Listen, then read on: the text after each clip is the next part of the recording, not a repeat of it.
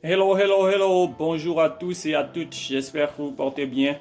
Moi je suis un peu épuisé à cause de la journée, mais bon, comme toujours on est là, on avance un peu, Dieu nous soutient dans tout ce que nous faisons quand on le fait confiance et quand on décide, n'est-ce pas, de voir le côté positif dans toutes choses.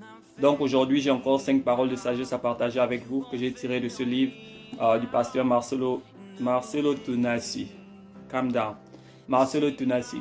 Donc, sans plus tarder, voici les 5 paroles de sagesse que j'ai choisies pour ce jour.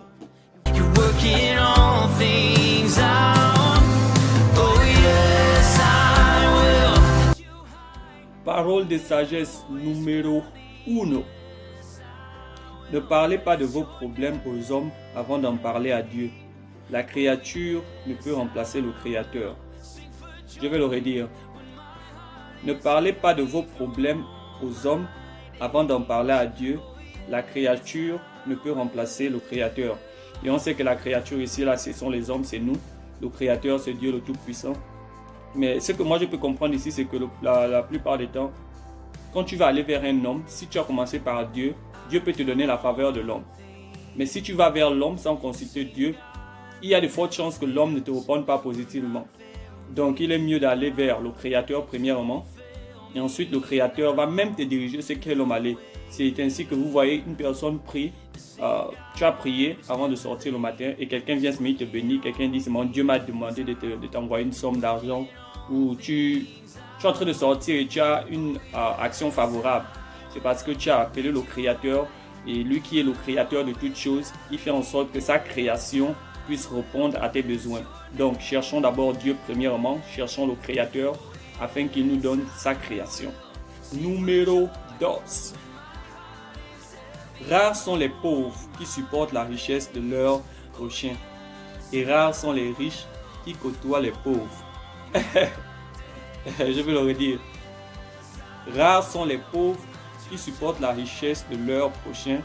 Et rares sont les riches qui côtoient les pauvres.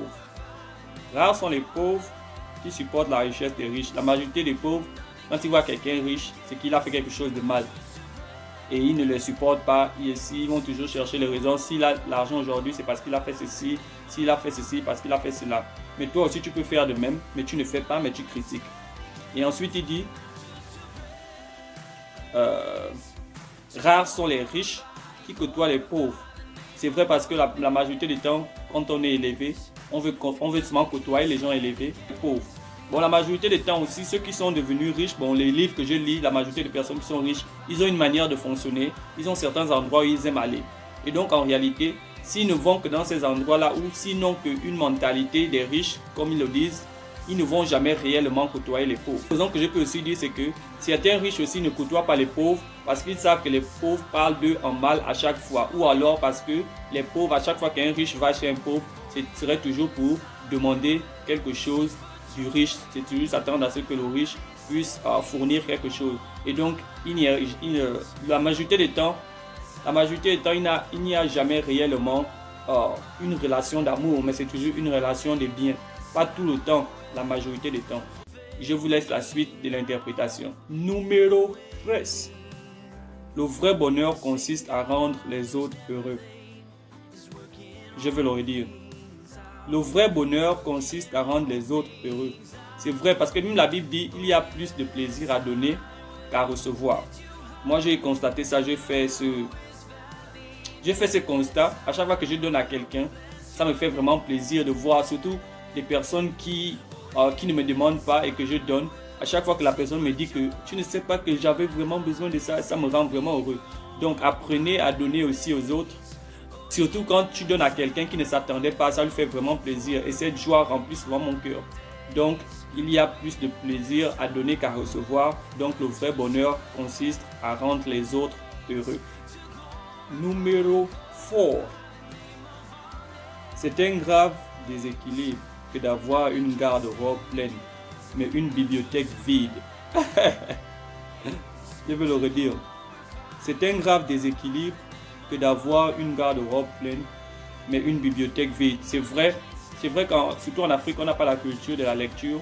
Je n'ai pas eu la culture de la lecture. J'ai commencé à lire les livres, ça ne fait pas plus d'1 an. Mais aujourd'hui, je peux dire que je lis en moyenne 2 livres chaque mois. Je m'efforce à lire 2 livres chaque mois et ma bibliothèque est en train de se remplir. C'est en lisant d'autres livres que j'ai compris que tous ceux qui ont réussi sur cette terre, la majorité, ils ont écrit et la majorité, ils ont lu des livres. Et donc, c'est en cela, quand tu as envie de devenir comme des gens, quand tu aspires à devenir quelque chose, tu dois apprendre ce qu'ils ont fait. Et donc, moi, je vous passe cela. Lisez les livres, cherchez, faites des recherches, mais lisez beaucoup les livres. Il y a beaucoup de secrets qui se trouvent dans les livres. Voilà pourquoi je partage cela avec vous, afin que vous puissiez avoir un peu du contenu de ce que je suis en train de lire. J'ai 2 autres livres de Marcelo et d'autres livres d'autres hommes de Dieu et businessmen. Donc, je vous le dis parce que je sais que c'est vrai. Donc, je vous appelle à lire si vous voulez être instruit, si vous voulez avoir une connaissance, si vous voulez grandir spirituellement, financièrement, dans tous les niveaux, il faut lire. 5e et dernière parole de ce jour. Les réseaux sociaux peuvent devenir les réseaux sataniques quand on ne veille pas sur ce qu'on y fait. Je veux le redire. Les réseaux sociaux peuvent devenir des réseaux sataniques quand on ne veille pas sur ce qu'on y fait. Laisse-moi le dire pour une dernière fois. Les réseaux sociaux peuvent devenir des réseaux sataniques quand on ne veille pas sur ce qu'on y fait. Je vous laisse l'interprétation. Merci à tous et à toutes d'avoir suivi cette vidéo encore. On se retrouve demain si Dieu le veut.